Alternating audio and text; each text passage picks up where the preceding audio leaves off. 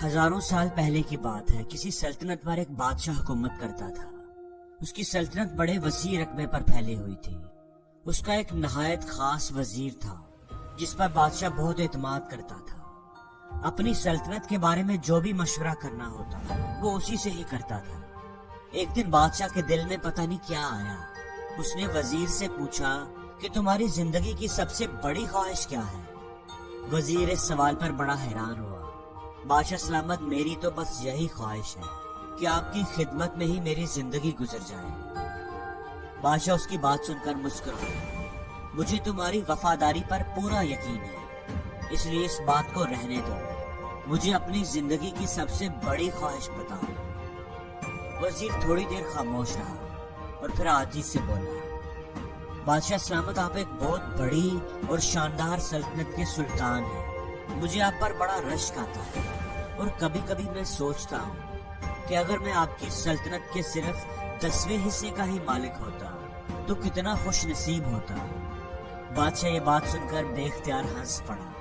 تم 10ویں حصے کی بات کر رہے ہو؟ اگر میں اپنی آدھی سلطنت ہی تمہیں دے دوں تو کیسا رہے گا؟ وزیر یہ بات سن کر گھبرا گیا.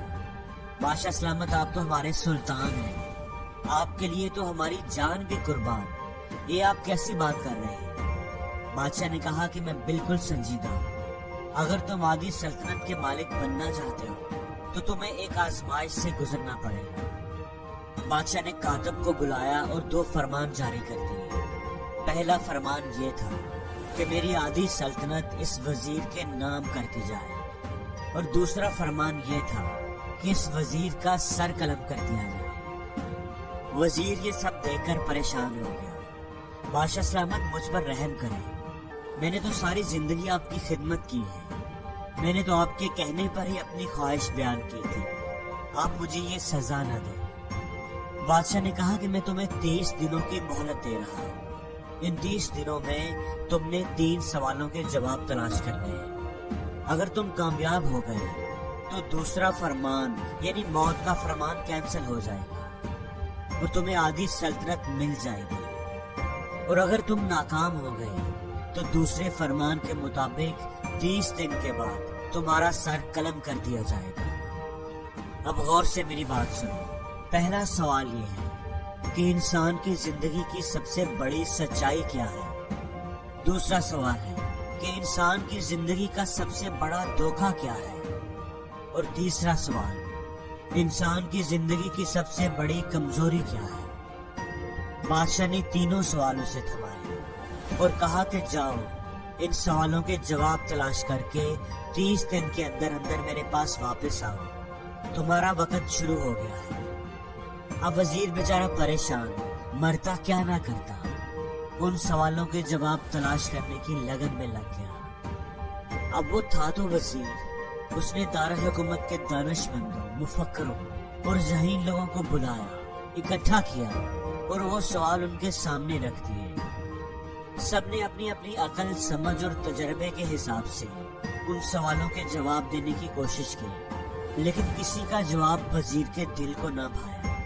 ہر روز وہ نئے لوگوں کو بلاتا، سوال ان کے سامنے رکھتا، لیکن کئی روز گزرنے کے بعد بھی وہ ایک سوال کا جواب بھی فائنل نہیں کر سکا تھا. جو وقت گزرتا جا رہا تھا اس کی پریشانی بڑھتی جا رہی تھی. موت کی تلوار اسے اپنی گردن پر لٹکتی ہوئی محسوس ہو رہی تھی. جب دانشمندوں سے بات نہ بنی تو وہ اپنا گھر بر چھوڑ کر کسی فقیر، کسی اللہ والے کی تلاش میں نکل پڑا کہ شاید انہی کے پاس سے اسے اپنی مشکل کا حل مل جائے.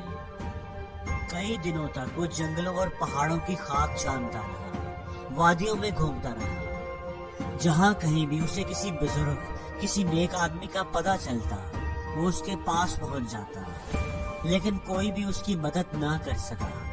دن رات سفر کر کر کے اس کی حالت خراب ہو چکی تھی. اسے اپنی وزارت بھول چکی تھی. اس کے جوتے پھٹ گئے تھے، اس کے پاؤں میں چھالے پڑ گئے تھے، داڑھی بڑھ گئی تھی، بال بے ترتیب ہو گئے تھے. اب وہ کہیں سے بھی وزیر نہیں لگتا تھا. 1 مہینہ کتنی جلدی گزر گیا اسے پتہ بھی نہیں چلا. مہینے کے آخری روز اس نے واپسی گرا لی. اسے یقین ہو گیا تھا کہ آج اس کی زندگی کا آخری دن ہے۔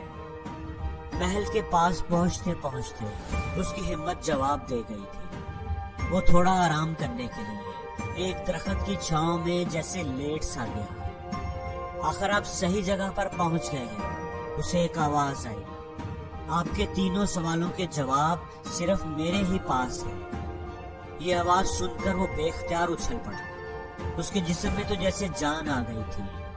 اس نے پلٹ کے دیکھا، وہ ایک فقیر تھا جو درخت کی چھاؤں میں بیٹھا ہوا تھا۔ اس کے ہاتھ میں سوکھی روٹی تھی جسے وہ پانی میں ڈبو ڈبو کر کھا رہا تھا۔ اس کے پاس ہی ایک کتا تھا جو برتن میں دودھ پی رہا تھا۔ تمہیں کیسے پتا چلا کہ میں سوالوں کے جواب ڈھونڈ رہا ہوں؟ کون ہو تم؟ وزیر نے پوچھا۔ وہ فقیر مسکرایا۔ اس نے اپنی بوسیدہ سی چادر اٹھائی جس پر وہ بیٹھا ہوا تھا۔ اس چادر کے نیچے ایک انتہائی بیش قیمتی لباس تھا جو صرف بادشاہ کے انتہائی مکرم لوگوں کو ہی ملتا تھا۔ جناب، ایک وقت تھا کہ میں بھی آپ کی طرح بادشاہ کا انتہائی قریبی وزیر تھا، اور مجھ سے بھی وہی غلطی ہو گئی تھی جو غلطی آپ نے کی ہے۔ تو تم بھی سوالوں کے جواب تلاش نہیں کر سکے، لیکن بادشاہ نے تمہیں زندہ کیسے چھوڑ دیا؟ وزیر نے پوچھا۔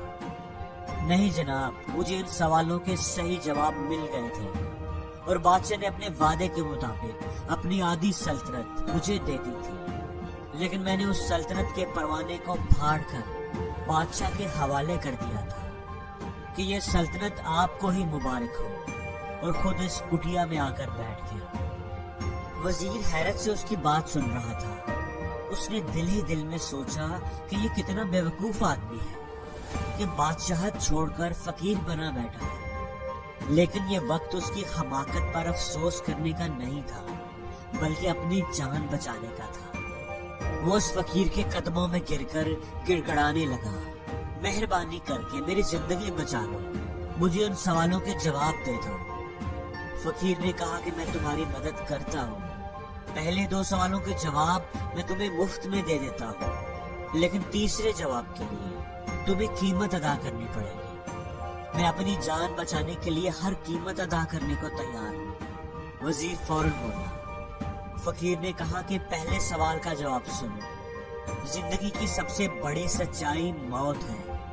ہر کسی کو اس کا سامنا کرنا ہی پڑتا ہے، کوئی چاہے کتنا بھی طاقتور، امیر یا اثر و رسوخ والا کیوں نہ ہو، وہ اس سچائی سے نہیں بچ سکتا۔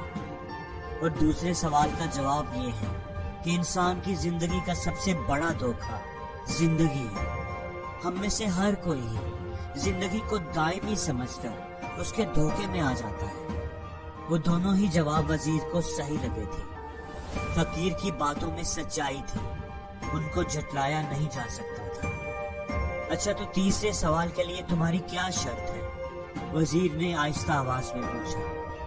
فقیر نے مسکراتے ہوئے کتے کے سامنے سے دودھ کا برتن اٹھایا اور وزیر کے سامنے رکھ دیا۔ تیسرے سوال کا جواب حاصل کرنے کے لیے تمہیں کتے کا بچا ہوا یہ دودھ پینا پڑے گا۔ وزیر کے ماتھے پر پسینہ آ گیا۔ اسے اس بات کی توقع نہیں تھی۔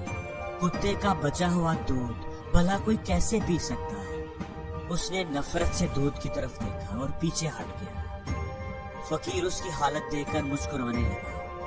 تمہارے پاس اب 2 ہی راستے ہیں۔ وہ سامنے محل کا دروازہ تمہاری موت کا دروازہ ہے۔ جاؤ اور شاہی جلاد تمہارا سر تن سے جدا کر دے گا، لیکن اگر تم ابھی جینا چاہتے ہو اور آدھی سلطنت کے مالک بھی بننا چاہتے ہو تو پھر تمہیں یہ دودھ پینا ہی پڑے گا۔ فیصلہ اب تمہارے ہاتھ میں ہے۔ وزیر سوچ میں پڑ گیا۔ ایک طرف اس کی جان اور آدھی سلطنت تھی، اور دوسری طرف عزت نفس کی قربانی تھی۔ کتے کا بچا ہوا دودھ تھا۔ دونوں ہی کام بڑے مشکل تھے۔ کتنی ہی دیر وہ سوچتا رہا، آخر جان اور مال جیت گیا اور عزت نفس ہار گئی۔ اس نے وہ دودھ کا پیالہ اٹھایا اور آنکھیں بند کر کے منہ سے لگا لیا۔ ایک ہی سانس میں وہ سارا دودھ پی گیا۔ اب مجھے میرے سوال کا جواب بتاؤ۔ فقیر نے اس کی حالت دیکھ کر ایک کہکہ لگایا اور بولا، تمہارے اس عمل میں ہی تمہارے سوال کا جواب ہے۔ انسان کی سب سے بڑی کمزوری اس کی غرض ہے. اپنی غرض اپنے مطلب کے لیے وہ کچھ بھی کر سکتا ہے. کتے کا بچا ہوا دودھ بھی پی سکتا ہے. اور یہی وہ سچ ہے جس نے مجھے سلطنت کا پروانہ پھاڑ کر اس کٹیا میں بیٹھنے پر مجبور کر دیا.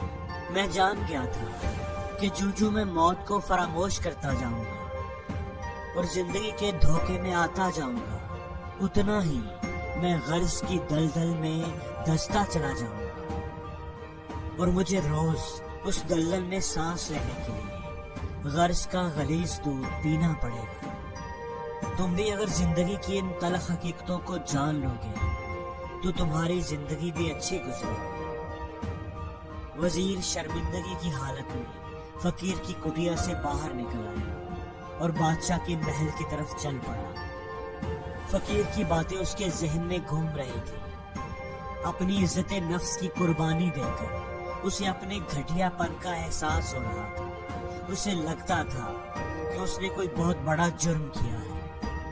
اسے اپنی ذات سے نفرت محسوس ہو رہی تھی. دوستو، اس کہانی سے ہمیں ایک بہت بڑا سبق ملتا ہے.